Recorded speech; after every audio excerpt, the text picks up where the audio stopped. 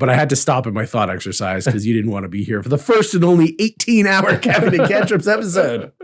Unproductive podcasting. Hooray! We're doing a marathon.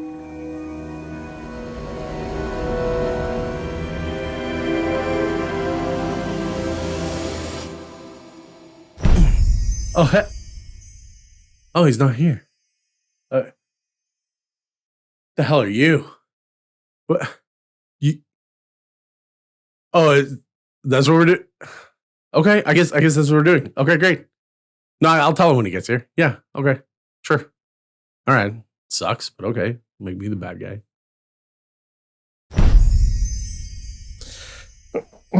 Hey, man. How's it going? Good. Looking forward to this. Good. Yeah. So apparently, I just found out some bad news. Oh. Chauncey 334 got promoted, and so we're not allowed to have any fun times. Oh. Just no fun, no. Or else. Yeah, just or else. Yeah. They took away the lights because we're cost saving. It's all about productivity these days. Yeah, so we gotta earn more likes for the fire. Apparently, Likes. Freaking Chauncey. Right. Jeez. Yeah. So he just futs the numbers. It just make more profit. No. I guess they hired a cantrip counter, maybe a slot counter. Yeah, who knows? Yeah. Chauncey. Anyway, so All right. get on. All right. Today's note. Chauncey reads. Attention, read out loud exactly what is written on this note, right? No fun. Will be destroyed and replaced. Welcome to Caffeine and Cantrips, the show where we talk about D&D or else. Hey there, fellow adventurers. It's your friendly host, Sean number 282, here to embark on an extraordinary journey with all of you. Today, we're diving deep into the realm of roleplay, the land of epic tales and unforgettable adventurers. Buckle up, Byron number 306. Oh, nice. Because we're about to explore the clash between unproductive and productive roleplay in the best way our non-wizard brains can in long-form conversation. Oh, okay. Yeah. Yeah. But wait! Apparently there's more. Oh, it's there. Yeah, our quest today is fun. all about deciphering the enigma of roleplay. Oh no, productive roleplay. Don't kill me. We're here to shed light on the pitfalls and challenges that can hinder our immersive experiences and lead us to querulous quicksand. Enough of this jibber jabber. Time to be productive.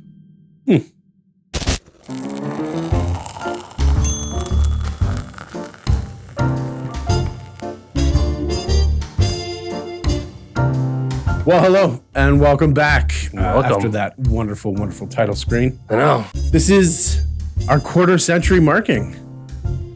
Quarter centennial? Right, century is different. And like we've been doing this for 25 years. Well, I have. It feels like it. I've at least. God, time flies when you're having Fun.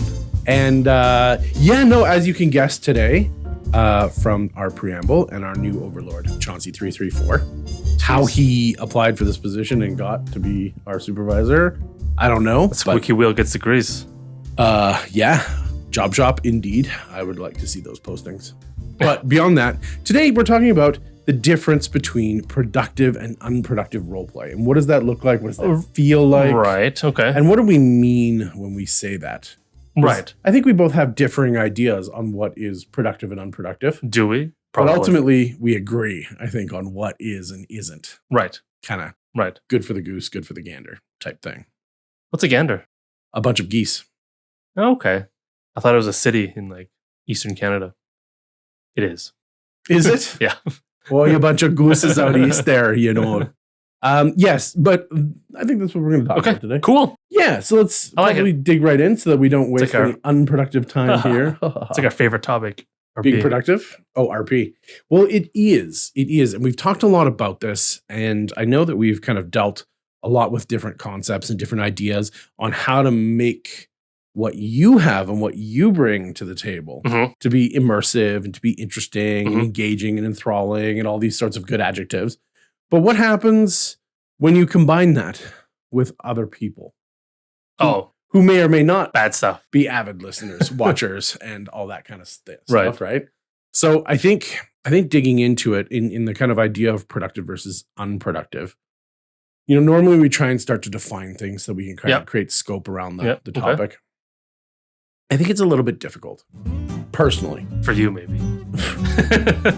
Well, as I was about to say and allude to, that we're all on our own individual journeys and paths.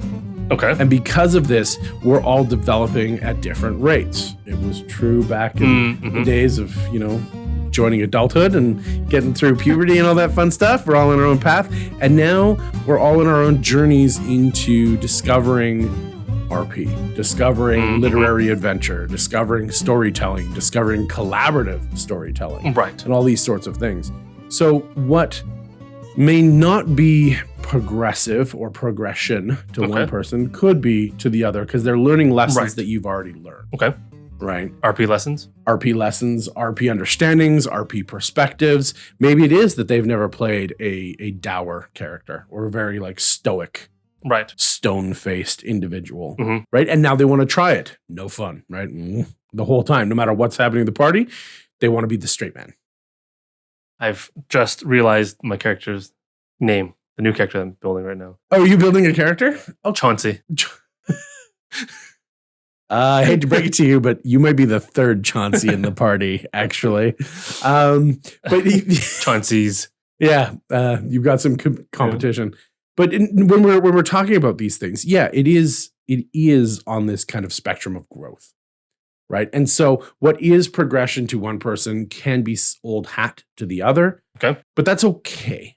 And I think that that's actually a good thing because that can lead to kind of mentoring and mentoree relationships that can lead to, let me show you what I've discovered, what I've understood. Okay. Right. And assist you in ways that other people have assisted me. Or maybe I just watched a podcast and then it clicked into my brain. Right. This new idea. And then I got a clear perspective on it. And so now I'm doing this. And here's the lessons that I learned. And maybe it's just like a Bruce Lee thing, right? Like they picked up some stuff, they added what was useful, they discarded the rest. Right. Right. And then now they're moving forward with what's good for them. Okay. So everybody's on a different point in their discovery and in their chance to do something productive. Right. Right. So do be nice. Do take care of those that are less fortunate than you are. No, for sure. Well, because in the end, we want the whole D&D community to be better and more awesome, right? Right. And that's what we're trying to do. We specifically are trying to make the conversation better. So then that's your turn to make the conversation better around you as well. But when we're talking about it, I think as a basic understanding of being productive versus being unproductive, at least from my viewpoint, some of the basic kind of concepts and tenets that need to go with that stuff. Great movie. Very good. Is player engagement. Number one, are you interested in what is going on at the table? Okay. Right? And are the other people, are you aware that the other people are also engaged? Do you have any of those BBEGs sneaking around in the other chairs at the table? Yeah, the table BBGs, not your character BBGs, but the table BBGs. Are people invested in their technology? Right? Is the new UI for Roll20 super, super cool, and you're getting lost in all these extra buttons and stuff instead of paying attention to what's going on in the combat?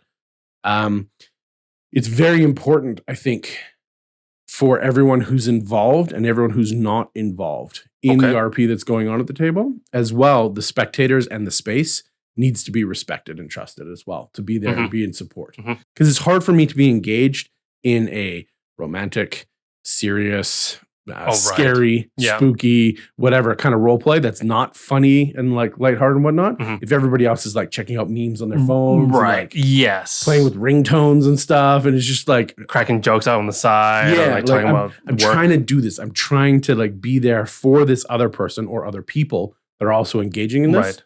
And I don't care what super funny meme just came out. It'll still be funny in an hour when we're done. Right. I can imagine. Yeah, I can imagine that. Be like, hey, when you took that arrow from me, I really emotional damage. I was like, can you guys just just really appreciate the right. And then, for you, Kendethi, I would go to the ends of the earth. Right, but it's just not cool when other people are like making fart jokes Mhm. in the middle of your Kind of in general, Scene. yes. Right. Absolutely. Maybe there's something at your table that changes that a little bit, where you have a couple of characters that are always cracking jokes in the back of the Wow. story. But then there's If that's okay. RP, But that's RP, and they're yeah. still kind of leaning in their own way, so that can still be productive. Mhm. But it's very unproductive when you are staring at your phone because somebody swiped right on you, and you're like, "Yes, time to check that out." It takes away from the engagement of you and everyone else around you. Yep. The other thing that I think is really important once you are engaged is the enjoyment. Mhm. Right? In order to continue the immersion, in order to continue what's going on, you probably should be enjoying the game that you're playing. If you are Right. not having fun, Right. you're probably going to be more likely to become disinterested, more likely to tap out. Yeah. And kind of, no fun, don't want to do this anymore. Mhm. I'm out of here. And so, hearkening back to our elixir of obsession and how to keep people hooked, Mhm. right? One of the great things there is, can you figure out, yes, our hooks, our hooks, So obscene. right? Like, what type of player chemical style are you? Mm. I know that since that has come out, I've started to ask people this very question. It's interesting. Eh? Like, what kind of chemical DM are you? Mhm. Right? What kind of chemical player are you? How do you arrange them in the hierarchy of enjoyment in the media that you Right. see? Yeah. Right. And so on and so forth. But understanding what type of players they are, what type of DM they are, Mhm. can help create productive roleplay. Right. If you're like, no, man, being stressed out all the time is not great. I work on a trading floor at a stock market, and it's Right. all just stress. I come here to unwind. Right. Right. Then, Right. oh, okay, cortisol, probably not for you right now. Right. Right. Right. So understanding Yep. these things, right, can help with engagement, right? Other than just like, nope, it's too stressful, tap out. I don't Yeah. want to do this. Yeah. I don't want to do this. So that's another good one, as well as the 3 types of fun, Mhm. right? Nobody wants to be stuck in type 3 fun, which is no fun at all, even though it should be fun. I know it's called Type 3 fun, but it doesn't seem very fun. It doesn't, but it could be, but it's not. It's not. Yeah. It's a trap. And all that kind of fun stuff. Yeah. Right. So these types of things I think are very important. And then when we, like I said before, when we bring everything that you have built individually to the table, Mhm. there needs to be an acceptance of player collaboration. Mhm. You are not writing the story by yourself. Mhm. No one at the table is writing the story by themselves. Right. Not even the DM. Not even the module book that they bought to run this session with. Right? Yeah. It is not telling the entire story by itself.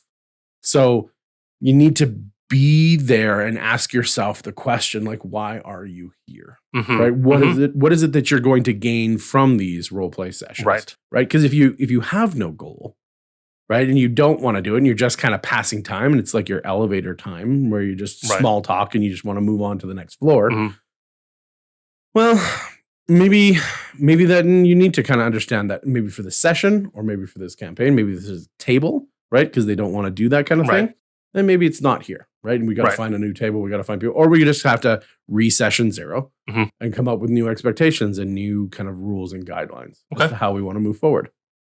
And being in the moment with that, I think is also very important. Oh. Be one with the D20. One on my meditation check. Oh, god damn it. Is that why Buddha can't play? Because he's just one with everything? So it's wow.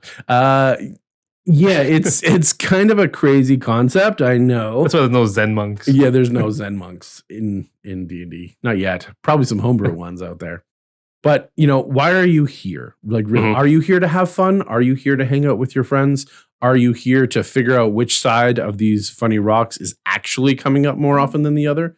And if that dice is fair and balanced or not? Right. Right? Like, ask these questions and be fair to the people around you. Because if you're here to enjoy your time and your pastimes and hobbies with other people, Mhm. then be there to do that. Right. Right? Engage, do something fun. And Yeah. really, that's what it's about. It all comes back to just having fun, being here in the moment, not thinking about your grocery list, not thinking about the chores you have to do, not thinking about the stuff that you missed, right? That's, you can get back to when you're finished the session and go back home. Just be there, be in the moment, and be ready to interconnect Right. and really get in there. Right. Real nice and deep blood. Tight. Yeah. No, it's good. It's true. We talked about this. I don't know which episode. It's just being ready to play. If you're gonna play. Right? Yes. Like clear your mind and just get into it. Right. Yeah. I think that's something that I was talking about. It's good to see that my lessons are landing slowly but surely. But no, I really do. I really think that, once you have built this, once everybody's there for the same reasons, once everything's kind of moving in the right direction, you work on the trust so that everybody's there. Right. You make sure it's a safe place, that everybody respects everyone else. Yeah. And if you don't, then you're probably going to get kicked from the table, right? There is an or else there. If you're not here to have fun with everybody else, there's always an or else. Then why be there if you're not having fun doing it? Right. There are other tables that'll be more fun. There are other pastimes. And I'm not gatekeeping. I'm not telling you that you have to be awesome or hit the road. But be awesome anyways. But be awesome. and I think you will be as awesome as you can be. And any given time, I think you're doing your best. Aww. Right? Yeah. But I do. I believe it. I think that maybe even if your best is a 4 out of 10 in this one day, in this one circumstance, whatever's going on, then you give that 4 out of 10 and you go, you know what? Yesterday wasn't a great day, but today is better. Right. And it's okay that it wasn't a great day. And it's perfectly okay. Yeah. It's perfectly okay. And that's that trust and respect once again. Right. Okay. Well, okay. Now that we are like here and like sort of ready to no memes, and we're ready to go and seriously do this role-playing game thing, right? Before, I think you mentioned definitions, and I always like to start with definitions. Okay. Right, so let's...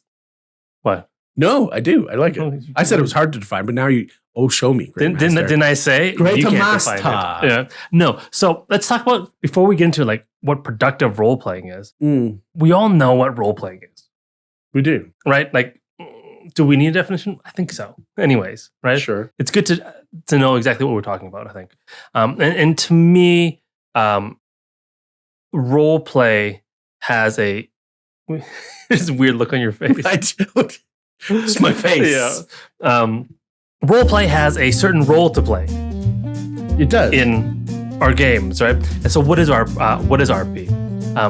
I think at its essence, RP is the act of assuming and portraying a character within the game world. Right? And that's at the highest level. Yes. That's all it is. Yes. Right? So that basically means taking on the persona, the behavior, and making decisions as if you were that character in that world. Right. Right? It's not just that character, but that character within the context of that world. Yes. Right? And that means at all times when you're role-playing, you're doing this. So whether it's just, having interactions with the characters, whether you're in combat or not, whether you're trying to figure out something like a puzzle or trying to investigate something within the world, right? You're in character when you're role-playing. Okay?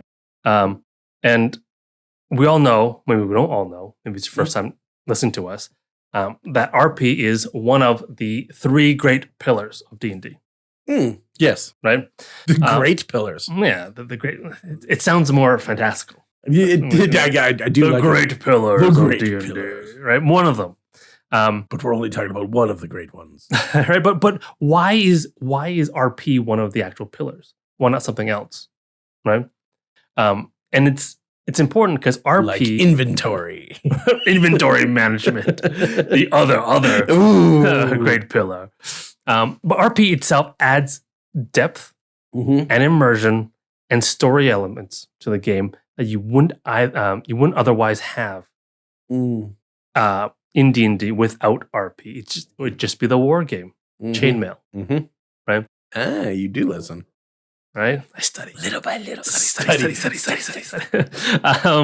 Right? And RP leads to more engaging and dynamic interactions between characters and players, more dynamic and interesting sort of problem solving, right? And this development of a story, of narrative, right? That's really the purvey of RP within D&D. Okay. Without D&D, you really don't have much of this. It becomes just like a board game, basically. Right. Right? Can you imagine if you add RP to Monopoly, it'd be a different game. It'd be a way different game. Yes, Like- I went somewhere like, dark. How did this dog buy Boardwalk? It's just a dog, right? It'd be a different game. Sir Barrington much? You put the dog in jail. He's just a dog. He's been evading taxes. He's been evading his taxes. Like, what do you want me to do? It's a different game, A little bit. right? A little bit. It's better. I think it's better. Your CEO is a top hat? He paid a lot of money to do that. He paid all his taxes, and my bank account keeps getting bigger. But yeah, it's one of the great pillars. It adds all that stuff. Without RP, you don't have any of that stuff in your game, right?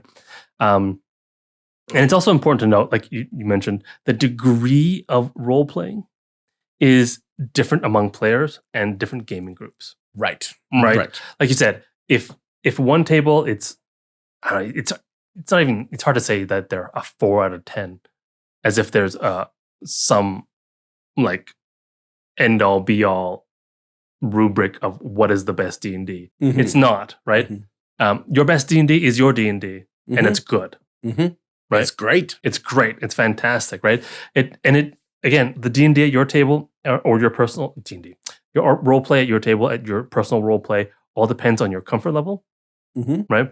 And all levels are okay. Like if you don't want to do a voice because you're too sort of embarrassed, you don't need to do a voice. You don't yet. No, you don't need to do a voice, right? Until you feel comfortable with it, right? I wanna sort of start this talk out with that out in the air first.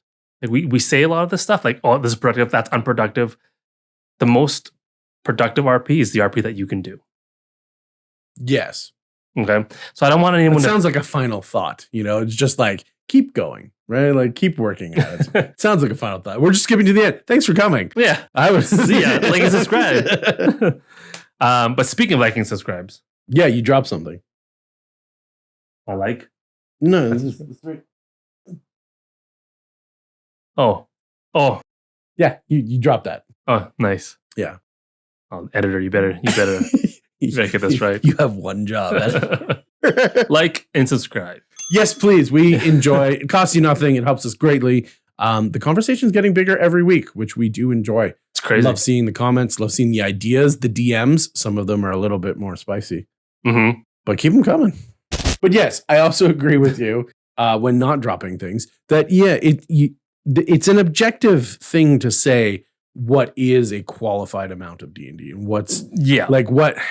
No, the D&D that you're doing is the best D&D that you can do at any given time.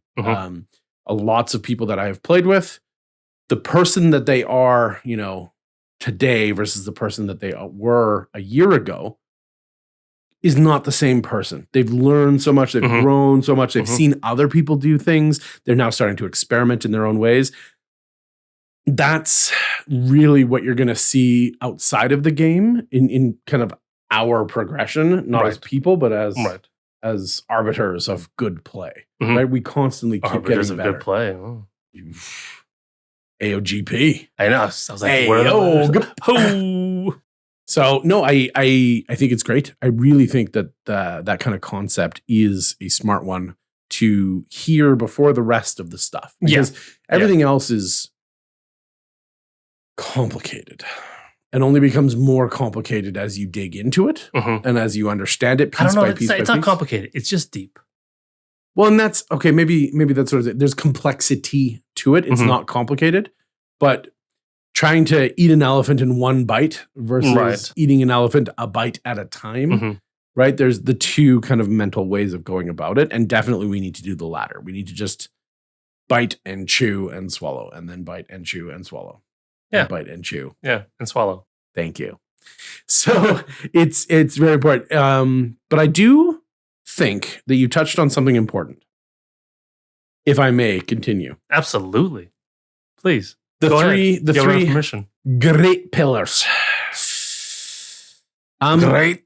I also kind of conceived of this as you were talking about it, as roleplay being one of the big ones, of them only being 3, so they're all big ones.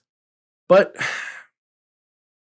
I don't know that I've ever really tried to break apart the pillars themselves into kind of subheadings to better understand and better kind of codify the individual parts of it. Right? And like combat seems pretty simple. Like rules, dice rolls, stuff you can do, stuff you can't do based on class, subclass, whatever. But rules are incredibly complex too. The rules can become incredibly deep. Yes, right? sorry, deep. The rules are very simple. We talked about this in 5e, Yeah. how homebrew is necessary for a lot of things to fix it out. But there is complexity to it when you start adding in more interactions and more stuff. And so I think to break down the game, originally breaks into 3, and to break those apart, I figured, let's stick on the 3s, right? Into kind of 3 major aspects of the great pillar of RP. Okay. As I've been told, it is. Yes. And with that, just before I kind of go into this very large thought, that's kind of the steak of meat and potatoes. Jeez, okay. Yeah, it's so big my brain hurts. One of the things that is important, just like in combat and exploration, are the rules. I think that there is a lot of unspoken rules, and we talked about this before. Okay. Like social contracts and whatnot. Yep. Consistency and fairness is important in all things. Yes. Right. Yep. So before kind of digging into any of this, these are really going to be the guiding concepts to a lot of things that I'll be talking about. Okay. What's important to us as humans. So it necessarily sort of extends to things that humans do, and RP is definitely one of them. Is definitely one of them. Unless you got it'd be pretty sweet if you got like a gang of street dogs that are RPing, rolling dice at the end of that. This gang of street dogs just meowing. Just meowing? Yeah. Nice. Yeah, they're RPing as cats. They're RPing as cats? Yeah. Interesting. Yeah. Interesting. I like it. But more on that later. So I think cats and catwalks. The first, they do it all the time. It's in the name. But not the dogs that they get to do it too. The dogs get to catwalk? Yeah. Nice. So in the RP, I think the first of 3 sub pillars is going to be characterization and development. Okay. So once again, we're trying to focus here on productive versus unproductive. So I think for productive sense in this, your backstory, your character motivation, right? The most important question. Oh, you're going on the. I'm going hard. You're doing. It sounds like you're talking about like personal productive RP. A little bit. Okay. I do want. I'm building off of kind of my last idea in the previous spiel that I had before you talked about the pillars and layers and people and stuff. Of just, why are you here, right? And the idea of accepting the collaboration. Okay. So when you're coming to this in your characterization and development of your character that you have built and are bringing in, backstory and character motivation are extremely important to drive the character through roleplay. Yes. Right? Yep. Because I know where I come from, that gives me a better idea of where I want to go. Yep. And in doing that, that also provides hints or tips or tricks or whatever you want to call it to everybody else to see where it is that my intentions are going. Okay. Right. And so they can choose to jump on that train. Right. And they can choose to interact with that. They can choose to have something go on there. And because they know that I am going somewhere, if they also want to go somewhere, they can come with me or I can go with them or whatever. We're all working towards our goals. And so there is a development. There is a productive kind of accomplishment when we're working on it. Yeah. I know maybe it's conceptual, maybe it's just far too practical in application. No, I just thought it was interesting because you're talking about how like that other people see where you're going and they can choose to go with you. I was thinking that just takes not a lot, but a certain amount of trust to trust that someone is going somewhere with their RP. Well, the opposite of this is the lack of motivation and the lack of direction, right? Which then leads to unproductive. Yeah. At least in this idea, in this form of this idea, if somebody is going somewhere, then they are going somewhere. Right. Where they might be going is a dead end. Where they might be going is a red herring, is a false lead, is something that is designed to just eat up some time because you've got a few levels to grind out before you go after the big bad. Okay. Right? Whatever it is, at least they are trying to create a forward momentum that can lead to development and understanding, right? Even if we got effectively nowhere, we still took a journey and we found a dead end. And then we backtrack a little bit, but now we're smarter. Right. We've undergone change on that wheel. Yeah. Have we paid a heavy price? Maybe not, because it depends on what we learned. Right. But as long as you are going somewhere, then there's some value in going. Now, the opposite could be true as well. That, oh, why are we going down there? Because we know it's a dead end. Well, sometimes every cave that you go into is a dead end.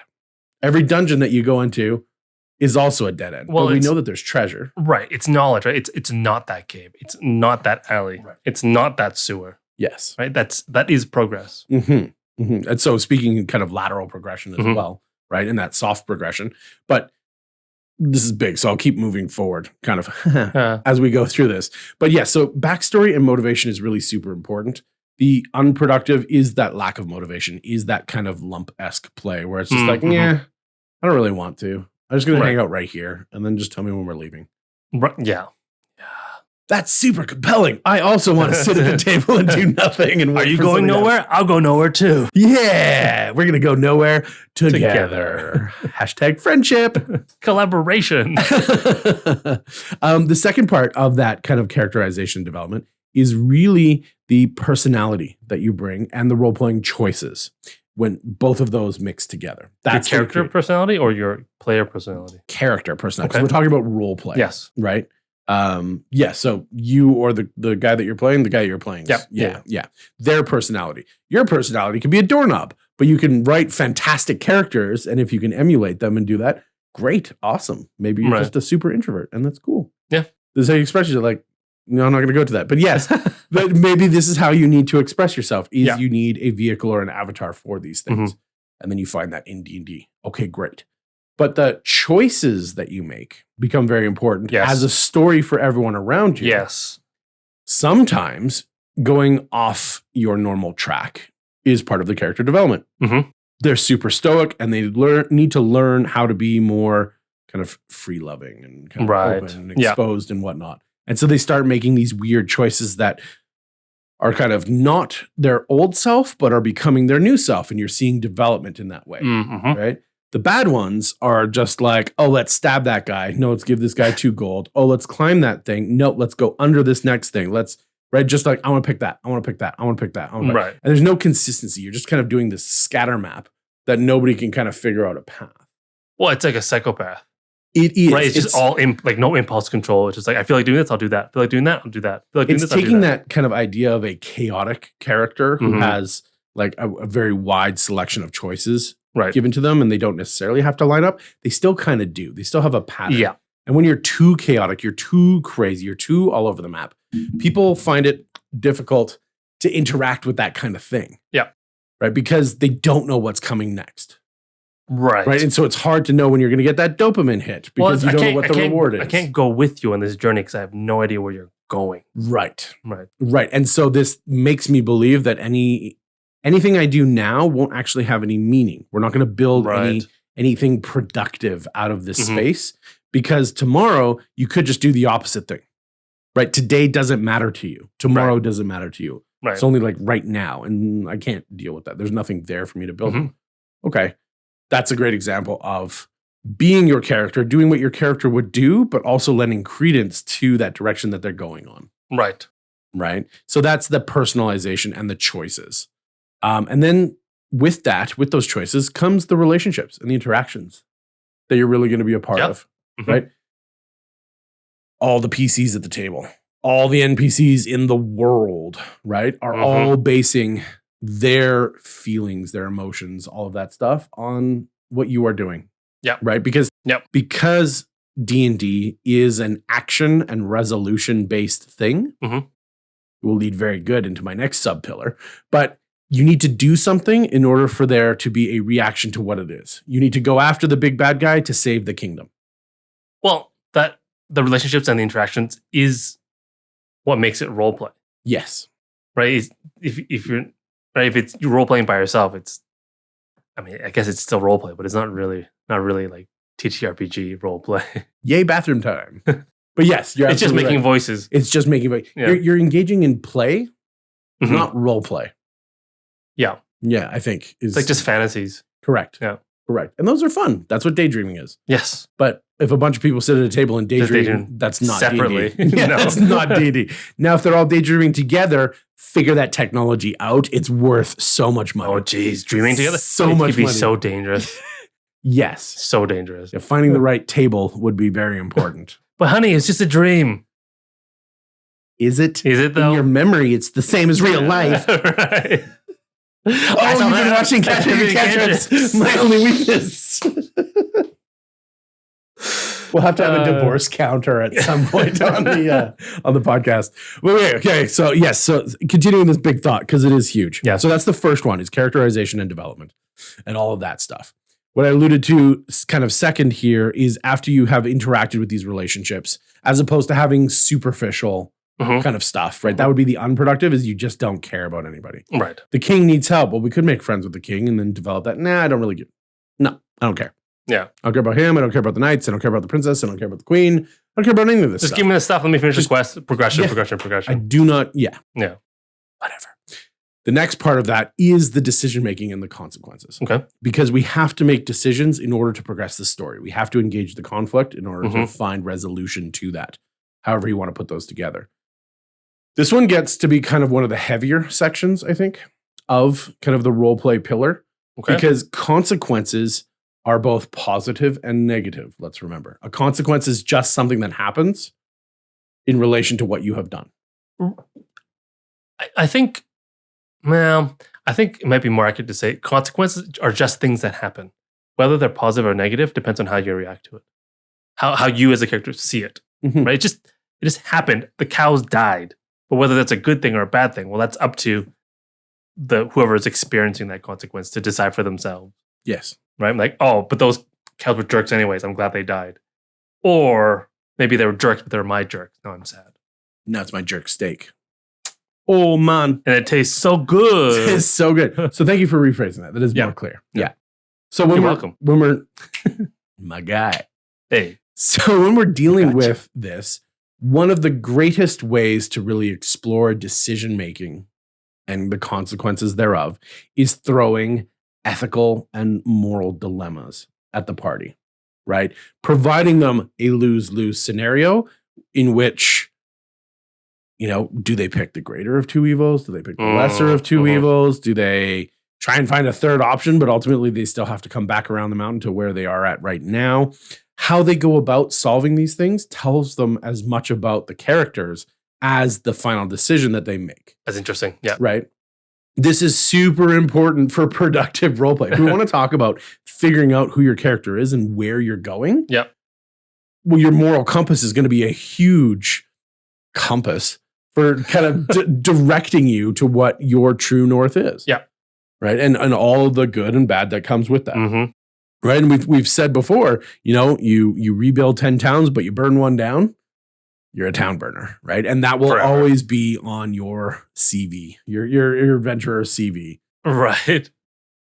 And I think that's important because that lends back to that idea of fairness before fantasy. Mental trophy shelf. Town burner. Ding. Thank you. Yeah. Yeah. That really, like I said, this is kind of one of the more important things because consequences are everything. Yeah. Something happened. Now what?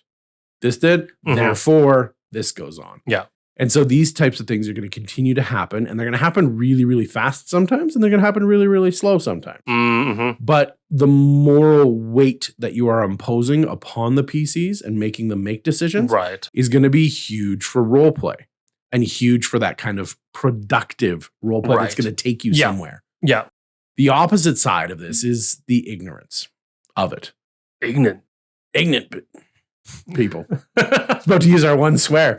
So it's really, you can go and you can save the cattle to feed the town, or you can go and rescue the kids from the orphanage. Right. But the raiders are coming and they're burning the whole town down. Mm-hmm. So what's more important? Do you want to save the kids or do you want to save the food?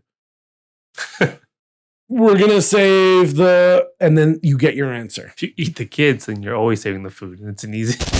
When you do this, if the person is just like, no, I'm going to go fight the bandits. You're like, yes, but there's too many bandits for you to fight. You would be best served by saving one or the other. And they're like, no, I'm just going to go fight them. okay, I'm not going to take away your player agency here at this point, but you're ignoring the moral dilemma. You're ignoring the situation put in front of you and how you're going to have impact on the world, because you're going to go fight those guys and you're just going to die. It might be different if they're like, no, I don't care about. It's different if they're like, no, I don't care about the food. I don't care about the kids. What's important is to destroy evil, and the evil is the bandits. Other people can take care of the cows and the kids. My job is to kill the bandits. Right. I may die, but that's my path. That's different though, right? That is different, right? Because then they're actively choosing a third option, but it's still an active choice. Yes. It's not just like you can choose one of the. No, I don't want to. Well, that's the player. Right. But that bleeds through into the character, right? Yeah. So that kind of moral dilemma needs to be engaged with, right? Because it's unproductive if you don't explore that. Right. Good characters, bad characters, and everything in between. And I mean like evil bad characters, not just like horribly written characters. Right? Like a good character and a bad character can develop an understanding between themselves of what type of evil character and what type of good character you are. Right. Because good and evil are these weird, ephemeral kind of concepts and how they apply to things. They're weird best friends too. They, right? Like they can be. They absolutely can be. Lawful. Well, the idea of, anyways. Yeah. Moving on, the impact. Obviously, when we're talking about the consequences of what's happening in the idea of decision making, the impact of what they do should have an equivalency of kind of the effect that comes back to them. We've talked about this before, right? Oh, I saved a villager. Nice. They threw me in jail. I don't understand what's happening in this campaign right now. Like none of this makes sense. Right. There needs to be kind of an equivalency so that everyone believes that if we're working towards a good goal, we're not going to be punished for it. Right. Vice versa. We're working towards an evil goal. We'll probably get punished for it if we get caught. Right. But there's an understanding that matches, like I said, that fairness before fantasy of we know what the result is likely to be. Right. It's not going to be crazy. It's not going to be chaotic. Oh, that villager was a mass murderer. He was about to be executed, and you kill the guards to save him. Yes. Right? Yeah, because death is wrong. Right? But you killed all the guards because they were going to do wrong. Right? No. So yeah, you're going to jail. Now you're going to jail. I did wrong. But I didn't see that. I didn't see that coming. I thought they were the bad guys. Right. Yeah, so no, keeping your impact and keeping the equivalency is very important. Yep. That non-equivalency, I think, produces unproductive roleplay. Because now you're like, I don't want to do this because I don't know what I'm going to get. I don't want to do anything because I'm scared to do anything because I can't predict what the repercussions would be. Yeah. Right? I can get punished for doing good stuff. I can get, rewarded for doing bad stuff. But it's a good campaign and a good aligned story, right? So it doesn't make sense. That breaks my want to be productive. I don't understand the direction of the campaign. Yeah. So I can't follow. Yeah. So then anything I do feels unproductive. Right? It might still be, but to me, it feels unproductive. And therefore, I kind of want to check out. I don't want to proceed. Well, because the campaign's a character too. The campaign is a character. It absolutely is. It is definitely a role play partner. So. And speaking of role play partners, growth. You need to grow in order for things to be productive. You need to be going somewhere, right? Even in a story like Christmas Carol, for those of you familiar with the Charles Dickens great play. It's really great. One of the great pillars of Christmas. Yeah, and the three spirits that support it. Right. Scrooge, the story of Scrooge would be terrible if he didn't change over time. If he didn't grow, if he didn't develop, if the impact of the world around him didn't change his outlook. Right. That stagnation would make you feel like, why did we just pay for these tickets? Right. Because I just saw an angry guy stay angry. Well, I didn't go on a journey. No. I didn't go anywhere, actually. No, and I didn't learn anything and nothing was accomplished. And we just... I paid $60 to not do anything and go nowhere. It's awesome. I should have had a nap. Join me in my collaboration of nowhere, of nothing. I did with 100 other people in the theater. Yeah. I'm surprised there was 100 of us based on the reviews. Must be season ticket holders. But this is important, I think, because there is, like you said before, in the example of food or food kids. That third option of choosing to do something that isn't necessarily what other people would think it is, right, can be an example of character growth. It's still making a decision for a Yes. reason and heading in a direction. Yes. Whereas the stagnation could also just be like in that previous example, no. Mhm. I'm not going towards the fire. I'm not going towards the bandits. I'm not going towards any of them. If the food survives, it survives. If the kid survives, it survives. Yeah. I do not care. Right. I'm going to stay right here, and anyone else is welcome to stay right here with me. And then maybe we can go in after the raiders are done and we can loot shit. Right. It'll be fun, Right. I guess, right? Because that's what we're here for is loot. That kind of stagnation, definitely. Well, you're not role-playing a character in the world, No. right? You're playing a character from outside the world. Yeah. Yeah. Who wants that? Well, I mean, you play a video game, That's a much better use of your time. right? And for everybody else, if that's happening, not to say that you shouldn't play, right? But it is to say, like, these are, to me, examples of how you break it down and how you create productive Mm-hmm. role play. Mm-hmm. And that's why I try and give a little bit of what it doesn't look like if you're unproductive. And last but not least, my own personal cross to bear and the hill I'm climbing, hopefully not dying on, is the emotional investment and the immersion that you can create. Emotional investment. Oh, yeah. Oh, that. No. I thought you were just looking at me because you're like, yeah, you need more emotions, Byron. No, we all need more. Not all of us. Jeez. Not all of us. Some of us have way too many emotions. But yes. No, I think it's the emotional investment and immersion that we can all Yes. work Me on. too. Me too. Yes. Not just emotions, period. But what does that look like when we're talking about developing this for productive role play? It's increasing our range and depth.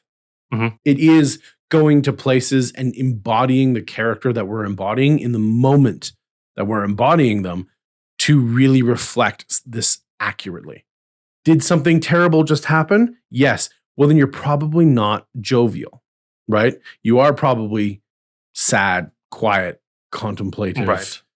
Serious, whatever it is, because your character and you are going through a moment, right? And for others, those that experience, let's call it emotional flatness or lack of depth, like Okay. shallow emotional Yeah. range, maybe they're still trying, and that's great. Please do. If you're trying to break through these walls, please do. But understand that the people around you might be going somewhere, and if you're telling jokes in the background, right, like I said before, you have to spectate the space and make sure that that's appropriate for the people that are involved in the RP. Because if you're on the battlefield, maybe it's important to you, maybe it's not. Maybe you didn't just go through the story beats that the other character did. Mm-hmm. Oh, that happened at the table that I was playing with. Did it? Right. No. Well, we were. Anyways, long story short, it was. We were taking a break, and then one of the two characters just sort of spontaneously went into like a really serious scene, and I was like, "We're on a break. I'm on my computer doing stuff." You sound like Ross, by the way. Ross. Yeah, from Friends. Oh, it was, We were on a I break. hate that guy. Anyways, the character. Anyway, so I'm there. I'm like editing some videos, and the speaker's on, and then I noticed. I turned my head, and I was like, "Oh gosh, these two are getting into it. Wow, I need to stop right away. Mm-hmm. Right, turn on the music, whatever, and Mhm. just stop Mm-hmm. and pay attention. Mhm. Right? I mean, it was during a break, so it wasn't right, but still, This is correct. But it's But nice still. that you respected the space when they were it engaging was in happening, right? And it's Yes. valuable, It very. right? So very. it would have. It behooves me to give them the space, right? To do that thing, to let it happen, right? Because it can be a very rare thing, and it's kind of a precious sort of a treasure that just sort of comes out when we don't really deserve it. Well, in this case, it was Right. kind of a gateway moment for both characters that have Yeah. been building up for a Yeah. long time. Mhm. I was there too, and it was magical. Right? But that wouldn't have been as awesome if you continued Right? doing what it was that you were doing Yeah. instead of going, oh, even though it's a break, like, oh, I'm going to respect this. Right. Right. And see what happens. Yeah. Right. And become a spectator and witness the Mm-hmm. pure joy and magic. No, it's great. It was super good. So proud of them. Oh, me too. You know who you are. But not you, though. Chauncey. So that emotional range is really important. The depth is also very important. When we play characters, sometimes we want to experience what it's like to experience these things. Mhm. And we're specifically trying to ask ourselves questions and explore this therapy session into developing Right. this, right? Right. And that's good. That's great. You're in a safe place. You're around trusted friends. Mhm. Go ahead and do it. because that is very, very, very productive. And it'll help you in real life. Yes. Oh, absolutely. Yeah. Learning how to cry on command. Hasn't saved me, but one day it will. My son tries it all the time. Yeah. Yeah. The next part that helps once you have the depth, and I know this is going on long, so I thank you for bearing with me because there's a lot of, yeah, you're welcome. Yeah. I'll go quick. One breath for the Gipper.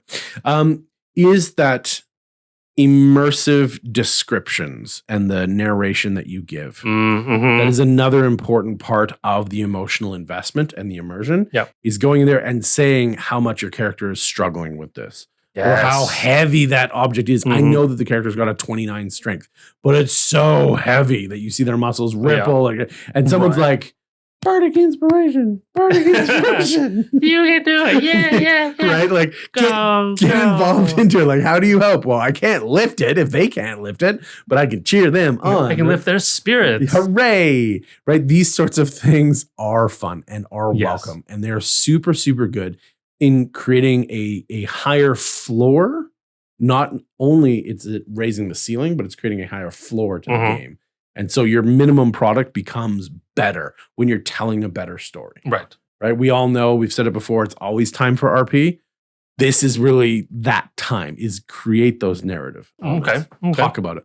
And we all have our feelings. We miss out sometimes. Sometimes it's just roll dice, it's a 4, 12 damage. Yeah. Not very compelling. But it happens sometimes. We forget to go the extra mile. Yeah, just... That's okay. Try not to do it though. Try to add 1 sentence, 2 sentences, 3 senses, whatever it is that you're trying to add onto it because it makes it better for everybody. I mean, even if it's just I swing my sword at his arm, right? Try to scare him, and I shout, "Have at thee!" Perfect. Better than roll a dice and roll another dice. You tell me what happens. Oh, what happens? 8 damage. That's what happened. Have at thee. Right? Yeah. I went somewhere. No, it's I was transported. No, it is important. And it seems very small when we do it in this isolated way, but it's so important to get out there and do it consistently. Well, when everyone does it collaboratively. Yes. It's awesome.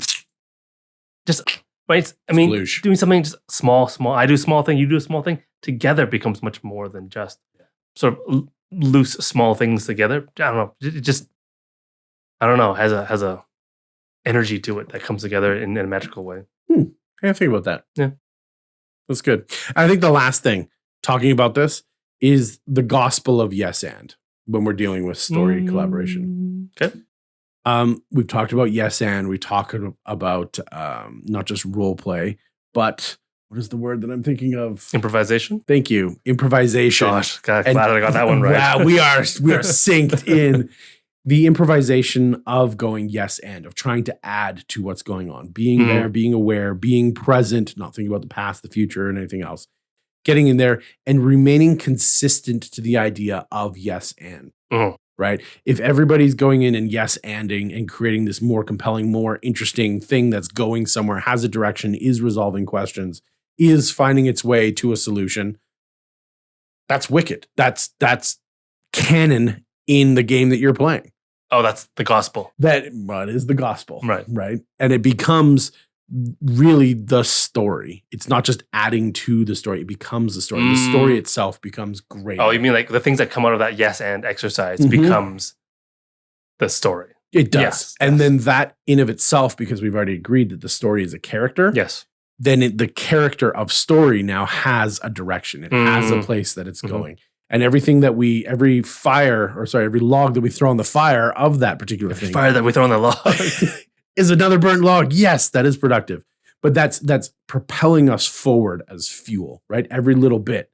I know, I'm going to stop talking. It's your turn to talk. No, I don't want to talk. It's really good because I talked a lot. But it's really, really important, I think, to me at least, when I'm breaking down these ideas, when asking myself, how can I become better? How can I make my 4 become a 4.2? Right? Like, how can I make my own incremental increases?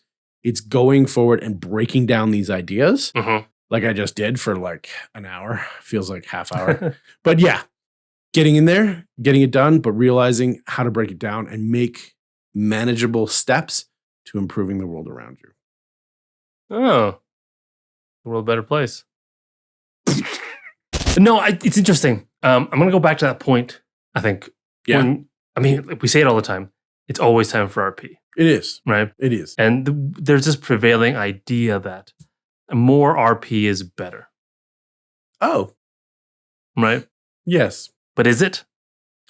Is it better than getting... Sean asks the hard-hitting questions. Is it better than getting likes and subscribes and follows? Oh.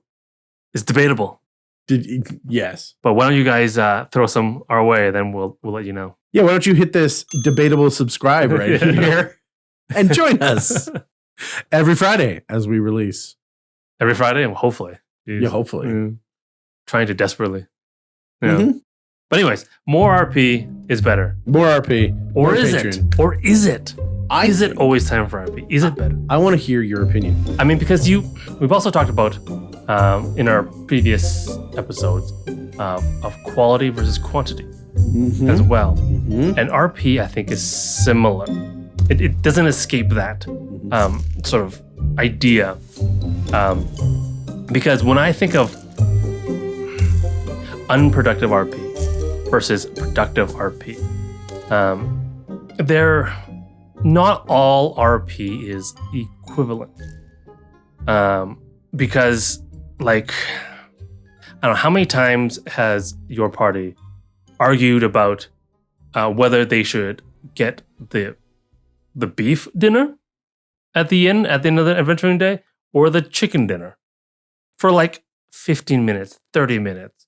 And nothing comes out of there. There's no character exploration, right? Or they argue about going to the library first or going to the armor first, when they could just go to both before they leave, right? Or they argue for the sake of arguing over nothing, right? And you're like, we were just arguing for an hour and a half. We could have actually been doing something, right? Sure, it's RP, but I would argue that it's unproductive. Yes. Right? Yes, I agree. Right? The productive RPs, like you talked about, is the one that should be pushing the story forward, right? You should be exploring character development. I don't know how you can become emotionally invested in going to the library or the armorer. Right. Maybe there's something there, but if we go back to that original definition, it's just acting as your character in the world. And sure enough, you're doing that. But as real life people who are playing the game, the older you get, the less time you will have to actually play D&D. Like, you're sitting there, I don't know, maybe you have 6 hours. That's a good chunk of time.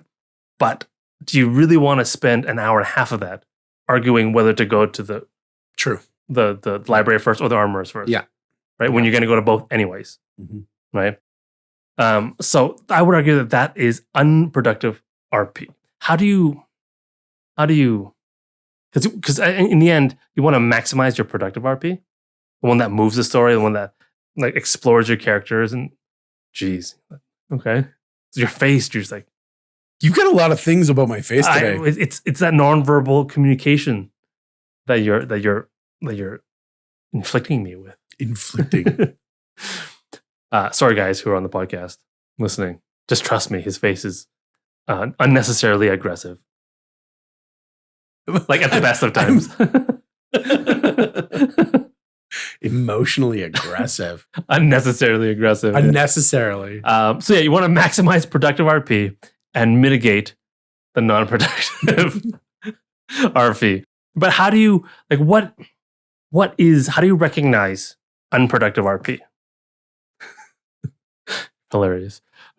Practicing. Unproductive RP is characterized by a couple of things, I think. One is sort of excessive metagaming, right?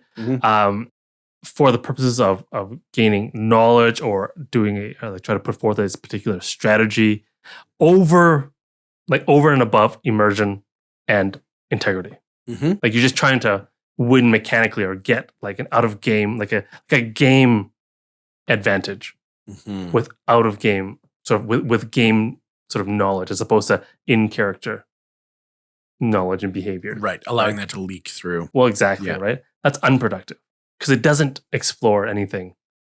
It doesn't push the story along. It doesn't. Yeah, your character has earned the reward of knowledge without the sacrifice of Right. attaining it themselves. Right. Right. The narrative cost isn't there. Yeah. You're just trying to like finagle something out of the game, Mm-hmm. right? With your meta knowledge, right? There is the RP that derails the story.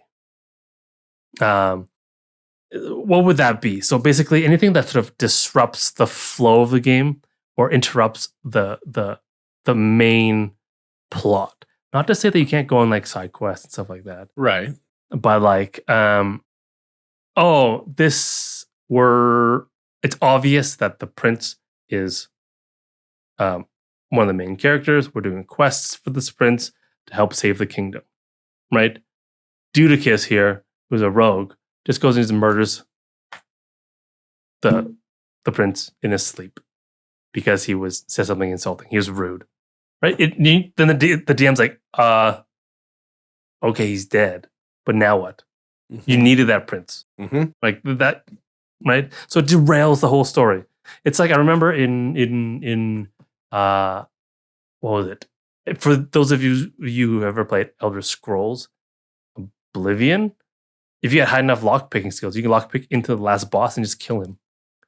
And the game's like, you can't finish this game because you've killed the main guy before you're supposed to. Yeah, the story cannot be completed now. Yeah, Mhm. right? And that's derailing the story, right? So that's non-productive. So try to avoid that. Avoid killing princes. Well, derailing the whole story, the main plot, right? And then again, we mentioned it is a non-constructive conflict between characters. Mm-hmm. Conflict is good, Yes. right? Conflict is a great vehicle to explore characters and to provide chances for character growth, and even the movement of a story. It's wonderful. Actually, it's essential. Mm-hmm. In every story, there's some kind of conflict, Mm-hmm. It has to be. right? Because conflict is what instigates change, Mhm. right? But non-constructive conflict is conflict that happens with no resulting change. It's just arguing incessantly over the library or the armorer, and nothing came out of it. Nothing really different, right? We went to the library first before going to the armorer. If we would have went to the armorer first and then the library, there was no perceivable difference in the story. Mm-hmm. See, that's the look. That's the aggressive look. It's just my face. Everyone's my face. So yeah. Anyways, Get in the comments. Tell Sean he's non-constructive paranoid. conflict. That's what you're engaging in right now. Talking about my face. It's constructive. They love it. The viewers and listeners love it. Our plastic Yeah. surgeon demographic is like, oh yes, I could fix that. Right. But this in this kind of RP that I'm talking about it comes out when you're RPing with other people. Again, when you're RPing by yourself and just the DM, it's less so. But when people come together, there's a chance that if you're not collaborative and working together to move the story along, to explore each other's characters, this stuff can happen. Right? So think about yourself as a team as you're going through this, right? Because there are drawbacks to unproductive RP. Because you might be like, Sean, why not? Why can't I argue for an hour and a half? Right? Well, what happens is that it produces frustration and disengagement. We talked about that in you previously just now, saying that disengagement is one of the worst things. Like that's like the first point, right? Like be engaged, but when you're doing stuff that doesn't matter, people disengage because you're like, well, why? Like I'm just gonna go on my phone because you guys are arguing anyways about something that doesn't matter. Right. So if you're going to be unproductive, I'm going to be unproductive. Well, I'm going to be productive in somewhere else at least. Yes. Right. Yeah. So yeah, there's frustration. There is a lack of story progression again. Don't get anywhere. You're wasting time. I've only got 6 hours. Yep. Or 4 hours or 2 hours. Yeah. Right. And I've spent 30 minutes, 45 minutes, an hour doing nothing. Right. That's wasting my real life. I'm only alive for so long. Even. Yep. Right. Like you're gonna you're gonna die, and wherever you go, they're gonna be like, "Did you know how many hours you wasted arguing about?" Oh, that's one dinner stat meats? I don't want to see. I feel like it would be unreasonably high, and I would be ashamed. Right. More drawbacks. It disrupts group dynamics.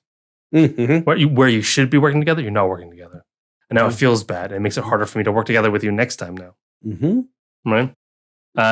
And you're also gonna miss out on character development opportunities because you're too busy doing other things, Mm-hmm. obviously. Right. So make sure to mitigate all of these things as much as possible. Right. So learn to recognize it Mm-hmm. and be like, if you need to be like, the X card, be like, hey, I'm an X card or whatever, right? Be like, hey, X card, non-productive RP. Oof. Can we just find a way out of it? Ooh, yes. Right? Maybe X card's a little too extreme, but it is something to bring up. Be like, hey guys, is this productive? Can we move on if it's not? Right. Right. I've often found myself saying, Myself saying that. is there anything else that you guys would like to talk about? Right. As a DM, just like this feels like it's not going anywhere anymore and you guys are just talking to talk. Like, is there anything that specifically that you want to say, or can we move You on? need to add the word productive. Is there anything productive that you guys want to talk about? No, they generally, I feel like the message is received, Oh, is it? right? Because they're like, oh, no, we're done. And like, okay, great. Okay. I'm not stamping any of your creativity out. I'm Mm-hmm. not, cutting off what you're talking about. Is there anything else you guys want to do before you leave the town? 3 hours later. Going once, going twice. Yes, no, this does happen, but you're right when you say people can disengage and they miss the chance for story and yes. progression. Yes. Right. And if you're checking out your phone when there was that perfect moment to jump in and say, oh, I actually studied this in a long forgotten lore library place. Fun, awesome. Is it stuff. raining? I think so. Jeez, it's loud. Anyway, sorry, it's loud. No, I like the environmental effects. Yeah. Is this where the light budget went into atmospheric effects? Jeez, Chauncey, you're going Chauncey experimental. trying stuff out. It's trying to be productive. But yeah, so learn to recognize unproductive. Try to stop it when you see it. But I think the best way of sort of mitigating unproductive RP, because I feel like unproductive RP is sort of like what happens when you don't have productive RP, Mm-hmm. right? Is to foster productive RP in your games, right? So basically, you want to encourage character-driven interactions, right, with meaningful choices. What you talked about with the consequences is excellent Oh, okay. because I think.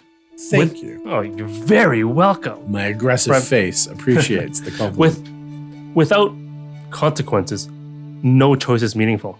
Mm-hmm. But you need the consequences in order to make choices meaningful. Yeah. In order to have characters or players care about the decisions that they make. Absolutely. Right. So that's definitely, absolutely a way of fostering productive roleplay. Is to have those consequences in there. Right. But for that character-driven interaction, if you need to, as a DM or as a player, prompt other players to consider their relationships with each other. Mm-hmm. Like, what do you think of this person? Mm-hmm. Right? Like, oh, or sort of like, oh man, that person, what a tool. Blah, blah, blah. I can't believe they did this. It's an invitation for the other character to respond with their opinion. I think something that you just skirted around, but I think the I like essence. skirts. Thumbs up for that. Something that I think you just skirted around though, and I think the core of what you said needs to be kind of pulled out of this particular I'll pull my core out. item. Is when engaging in RP, if you can ask specific questions, Mm-hmm. right? It's not, how do you feel about this town? Right. Town's pretty cool. Yeah, I guess it's all right. Inn's good. We were told it's good to make good food. Yeah, I don't know. But how did you feel about the innkeeper when he took away our glasses when they were half full? Right. Oh, well, actually, in that moment, I felt this, right? And you're like, why do you think he did that? Yeah, is that something weird? Like, is that what Right. happens in this country? Because you're from here, right? Mm-hmm. Well, yeah, I am here. And no, that's not normal. Oh, okay, cool. I just thought it was super weird. Maybe there's something going on with him, cultist. and then we need to just do some investigation, cult, right? But in that case of just like, hey, how you feeling? These nice, general, broad questions. It's harder for them to go somewhere because they have more space in which That's to just not like go. work, right? How's it going? Good. Yourself? All right. It's small talk, right? It becomes small talk. Yeah. But when you said, how do you specific feel about them? Right. Right. That NPC right there. It's specific on specific. And oh no, I can tell you how I feel exactly about that NPC right there. Yeah. Right. And that can create something that you can build from because you asked something specific. Well, exactly, right? It makes the other player think about their character and how they feel about something. Yes. And then the interaction between those two characters then produces something else between them, maybe a consensus or not, or maybe an argument or something, which encourages more growth. And it's just a snowball from there. Right? All it takes is a simple question, but not really that simple. In application, once again, very difficult. Yeah. In concept, very easy. Ask a specific question, get specific answers, and then use that to springboard forward. Yeah. No. Yeah. So sorry, I didn't want to interrupt you, but it was good. I thought that's really, really a good great point that I don't know if you were about to make it because sometimes you do something. I step on your toes a little bit, but I do think that there was something else there. Yep. No, it's good. No, I like it. Having that specific... angry face, help action. But no, exactly right. So do that character driven interactions, and then also encourage character development, which those interactions will do naturally, right? But you want to, as a DM. Oh, that's my job. As a DM, right? It really helps the players if you make a character driven plot lines and storylines.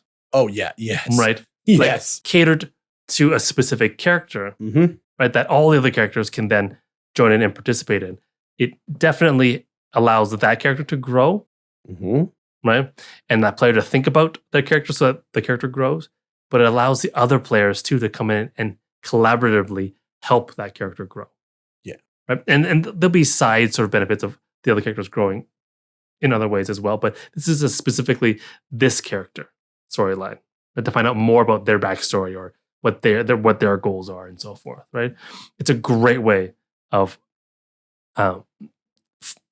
forcing is the wrong word, but to generate an opportunity for that character development. But you almost can't help it. Well, it's very important from the DM side of this, since you called them out. It's very important that you are also, as the DM, being aware of what's going on. With all of the multiple plates that you're spinning or balls in the air that you're juggling, if you've got one of these moments that the entire table is focused on for one PC, you need to be focused on that as well, as much or more than they are, to make sure that this PC who has now found themselves in the spotlight has the recognition that they deserve, right? Has that moment to explore themselves, has that moment to share their story with everybody else. Because a lot of times we're so worried about all the storylines that are going on and all the things that are happening and all the adventure hooks and all the rumors and everything else that we've built, we forget to be in the moment with the PCs. Yep. Because of all of the other stuff that we have to manage all the time. But there needs to be kind of a button that Etch-a-Sketch sweeps it away and just like, no, I need to be right here, right now. And that's kind of what we alluded to before with the DM NPC idea, right? Yep. You need to be there fully cognizant in one body. No longer are you the world, the story, the whatever. No, you are just as big as the PCs are. Yep. Because now is the time where you need to give 100% authenticity, whether that's brutal authenticity, whether that's soft authenticity, whatever it is, you got to be there with them. Yes.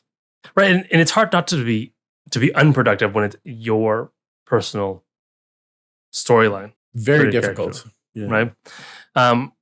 No, and if you're not a DM, you can do it as a player as well, right? Have sort of a story and goals and sort of arcs. And if the DM doesn't build you a storyline for your character, that's fine.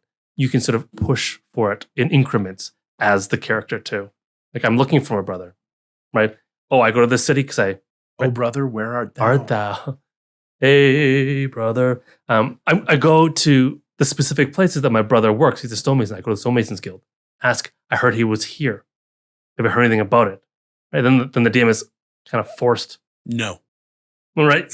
Well, then you have a conversation. Oh, he didn't make it this far? Perhaps he was waylaid on the road, right? Right. Oh, right. okay. But you can sort of move that sort of line on your own. Of course, yes. Right? No, you have, I would argue, more power than the TM to move your story forward by engaging with it. Yeah. And not ignoring your own story. Yeah. Which weirdly happens more than you'd think. Right. The thing like, oh, here's a backstory. I'm just going to toss it in the bag, in the backpack. Yeah. It's not on my belt pouch, not anywhere I wear it and sheath and hold it. It's just there, and it's going to carry around and never use it. Mm-hmm. Right? So yeah, use your storyline. Mm-hmm. Right? Create something. Like find out, discover what's going to happen. Mm-hmm. Right? Bad pain. Yeah, good pain. Oh no, bad pain. Oh yeah. Right, bad pain. Bad pain. And then also try to encourage, if you're a DM and if you're a player, lean into moments of player character introspection.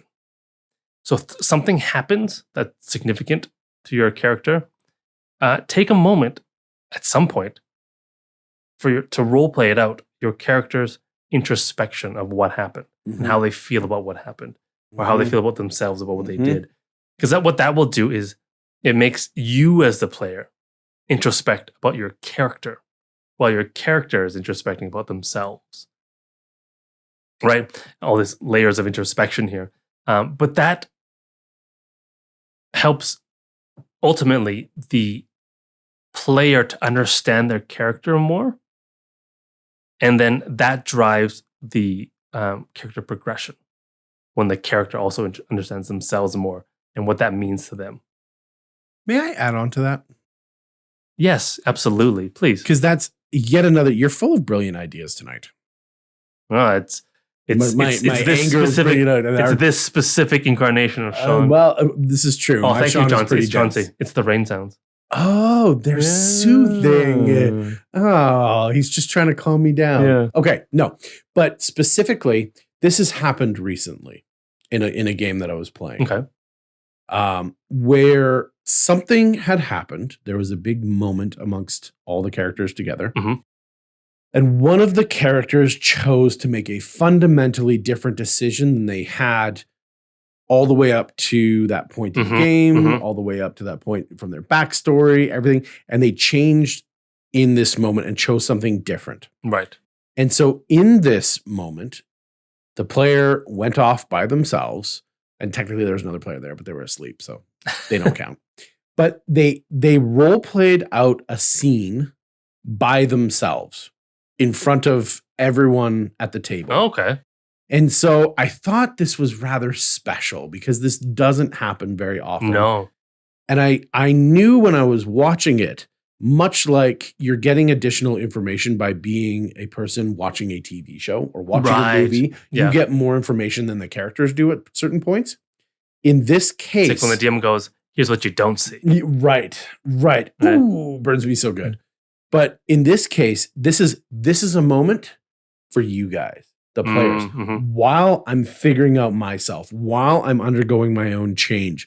Even though that's a quiet moment, I do not want this quiet moment to be unshared. Right. Yeah. So I'm going to show this to the players. I'm not going to show this to the characters, but as the players, you guys can go, oh, they're growing. They're changing. Right. They're emotionally invested in their own. That's a really interesting idea because they're not RPing with. It's funny. They're RPing with the other players.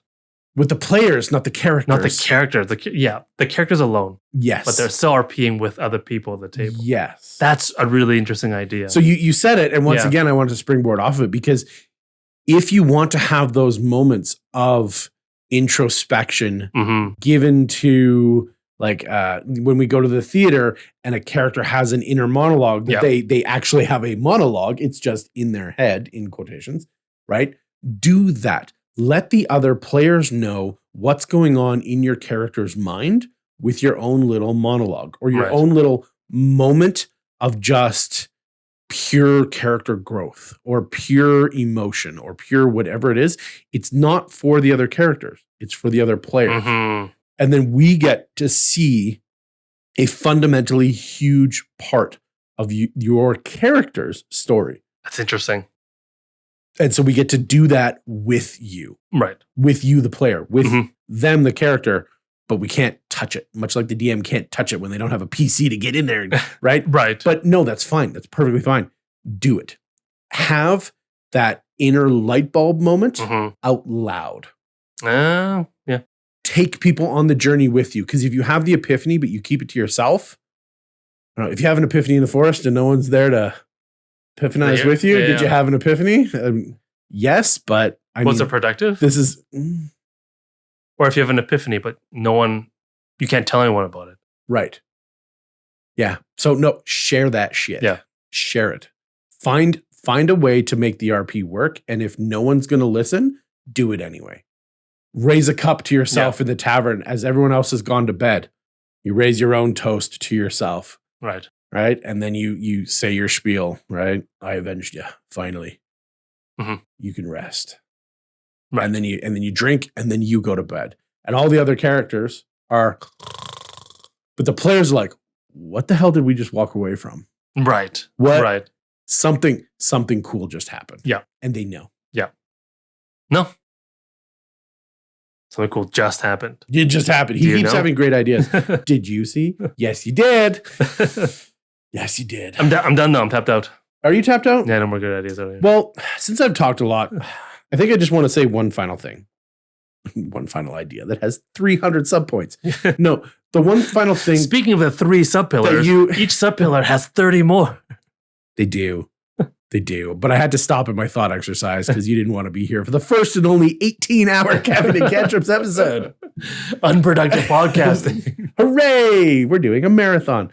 No, the last part that I want to call this is essentially welcome to the C&C Coven. What's C&C? The Caffeine and Cantrips Coven. Or witches now? No, not necessarily. Okay. It could be hags. That's why the hooks are so creepy. The hooks are so good. When we're getting out there and we're doing these things, there is a secret. There is a secret, and normally we don't tell you what the secret is. Do I know the secret? I think you know the secret. Okay. It's so secret that it's so secret we don't even know the secret. No, there is a secret out there in order to have always productive roleplay. Okay. There is a secret to always have amazing roleplay. And the secret that we shouldn't tell you, but we're going to tell you, is that it's all super special. Every single little part of it is important. Amazing when you get to know it better. Yep. There's no shortcut. There is better research. There is better kind of reference material out there that you can look at and try and understand and try and get new perspectives. But ultimately, the question that you raised earlier, and a throwback to kind of our quality versus quantity argument, more is going to generally be better. Yes. Right. As long as you're trying to do something with that more, right? If you are a super beginner, never heard of it, never heard of TTRPGs, never heard of D&D, never read a book, never seen TV or movies or anything. Yeah, some people. Welcome to the internet. No, welcome to the world. If you are and you found your way here, good job. But beyond that, I think this is the question of how to win at D&D. I think this is how you do it, is you get better at D&D. Every single time you try and you improve a little bit, right, that trying becomes winning. And it's not a final moment. It's small battles that lead to a larger war, if you will, of success. Right. Right. And all of the naysayers and all the bad habits and all the other stuff that's going to get you down and all of the insecurities and vulnerabilities that are inside your head. You get out there and you try a little bit and you succeed a little bit and you won. This day is yours. Yeah. So, maybe today all you did is watch to this point. And if you did that, that's a victory because you have grown unless you know all this stuff, in which case, get out of my head. But Charles, no. Charles, no. Yeah, you're part of our team. Welcome to the Coven, right? Like we want you to be a part of what we're doing because we are trying and we are winning. and we want you to come along with us on that journey. Yep. And we want to be a part of your journey because we said it before, R.I.P. Austin. I don't know if he's dead or not. He's an AI, but you know, it's that the best part of D&D is you. And that's absolutely correct. And we want to be a part of the best part of D&D. So, you know, the closest thing that really comes down to all of this is we are all together. We are all throwing all of these raw ingredients into a pot, and we're pretending to be narrative alchemists. We're pretending to bring in these fake stories and these fantasy ideas and creations, and we're trying to spin gold out of this mishmash pile of stuff that we bring into it. And the purity might be in question, but it is gold every single time. Right. It becomes gold when we try harder to do it. Right. So absolutely. So join us, put in the effort, reap the reward, grow a little bit every day, and join us. Or, you know, go play Halo. I hear it's pretty good. Recently, it's not very good, apparently. But no, you're right, though. And we'll go back to the preface that we said, right? Whatever you are doing in your RP, it's good enough. It's like not just good enough, it's great. Well, it is good enough for everyone else, and it's great that you're even doing it. Yes. So keep going. Know that they have your back. If they don't, we do. Like, is more RP better? Yes. Yes, it is. Is unproductive, is productive RP better than unproductive RP? Yes. Is unproductive RP better than no RP? Definitely. Definitely. Yeah, it's true. It's true. Right? Yeah. Because unproductive RP leads, hopefully, after watching this, to productive RP. Well, knowing what not to do and knowing what to do is half the battle. Yeah. G.I. Joe. But it's true. When you go through and learn what not to do, fire is hot. Don't grab the metal thing that's in the fire. Use a glove first. Okay, great. Now I have learned, right? Yeah. After a session, you go, I don't really feel satisfied. I feel kind of frustrated today. Yeah. But there's a lot of RP, and normally I like RP. What happened today? Oh, we just argued. Yeah. But you wouldn't have learned that lesson until you've made the mistakes. Correct. Right? So if you're spinning gold, you're going to get pricked and you're going to bleed. Right? But you have to keep, well, that's old school spinning. Yeah. Right. I get it. Yeah. Right? So you... Shout out to Sleeping Beauty? Sleeping Beauty, I think. Yeah. Yeah. So you're going to... Aurora? Yes. You know your Disney characters. Hey, it's like I like stories or something. Yeah. I thought it was just me. Wow. Join me in my coven. The Disney Coven is a little different. It really is these days. But you have to keep going and make those mistakes, right? Like do the voice and fail and sound like really dumb. You have to, right? Do all the bad decisions, right? Do metagaming and be like, oh, maybe that wasn't the greatest, right? Just keep going and do it, and then you will build yourself into something wonderful because it is amazing. It is magic, and it is the best part of D&D, if you ask me. Right?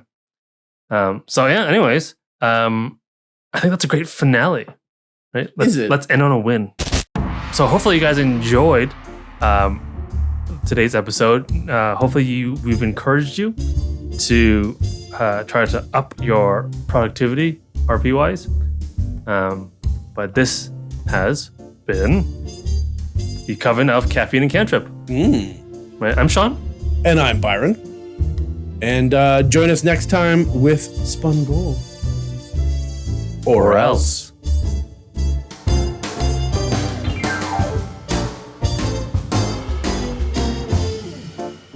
Wasted 16 seconds of tape. Holy shit. We gotta make it up. Sean's gonna take it out of my hide. Right. Gotta fill out his Excel spreadsheet. Activity reports. Got a barbarian against the machine. There it is. Okay. No fun. No, we can have fun now.